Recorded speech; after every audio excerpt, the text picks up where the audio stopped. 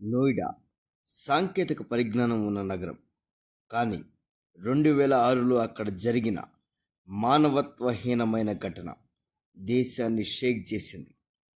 పిల్లలు మాయమవ్వడం, పోలీసుల నిర్లక్ష్యం, చివరికి బయటపడిన భయంకర రహస్యం నితారి హత్యలు అనే పేరుతో చరిత్రలో లిఖించబడ్డాయి. ఇది మనం మర్చిపోలేని మానవ మృగాల కథ. నోయిడా సెక్టర్ 31 నితారి గ్రామం. అక్కడ నివసించే పేద కుటుంబాల పిల్లలు ఒక్కరొక్కరుగా మాయమవుతూ ఉండేవారు. మొదటిగా 2005 నుంచి 2006 మధ్యకాలంలో 30 మంది పిల్లలు కనిపించకుండా పోయారు. పోలీసులకు ఫిర్యాదు చేశారు కానీ వారు పెద్దగా స్పందించలేదు. పిల్లలు పారిపోయి ఉండొచ్చు, లేదా వేరే ఊరు వెళ్ళి ఉండొచ్చు అని నిర్లక్ష్యంగా చెప్పారు. కానీ తల్లిదండ్రుల గుండెల్లో మాత్రం తుఫాన్ రేగినంత పని అయింది. ఆ పిల్లలు ఎక్కడికి వెళ్ళారో తెలియక అమాయకులైన పేద ప్రజలు తల్లడిల్లేవారు. ఆ ప్రాంతానికి దగ్గరలో ఒక బంగ్లా, హౌస్ నెంబర్ D5 పై అనుచిత అనుమానాలు మొదలయ్యాయి.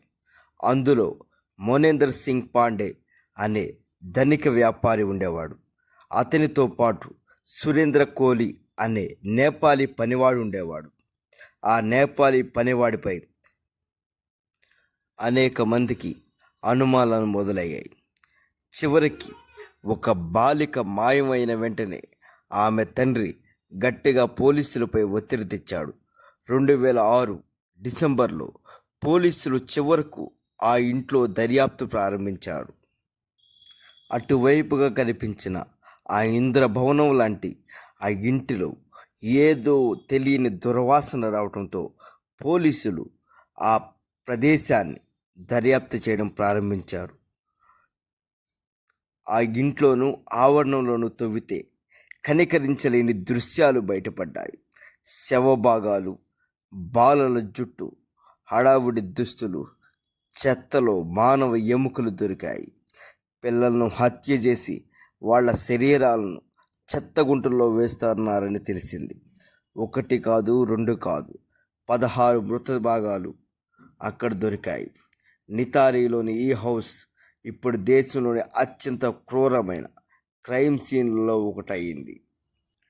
పోలీసులు మోనిందర్, సురేంద్ర ఇద్దరిని అరెస్ట్ చేశారు. విచారణలో సురేంద్ర కోహ్లీ పిల్లల్ని కిడ్నాప్ చేశాను, నేను హత్య చేశాను, ఒక్కోసారి మృతదేహాలను తినేలా ప్రయత్నించాను. ఈ మాటలు విన్నప్పుడు పోలీసులు కూడా షాక్ అయ్యారు.